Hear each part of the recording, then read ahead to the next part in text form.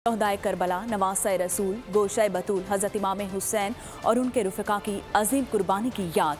मुल्क भर में 9 मुहर्रमुल हराम की जुलूस और मजालिस। अज़ादारान की सीना को भी कराची में 9 मुहर्रमुल हराम का मरकजी जुलूस नश्तर पार्क से बरामद होगा, जो मुकर्ररा रास्तों से होता हुआ हुसैनिया ईरानिया खारा दर पर इख्तिताम पसीर होगा। पेशावर में इमाम बारगाह दरबार हुसैन से जुलूस बरामद हुआ।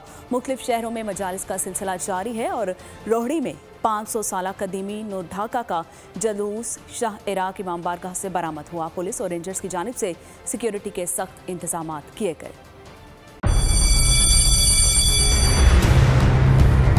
जामियात में चलता गोरख धंधा,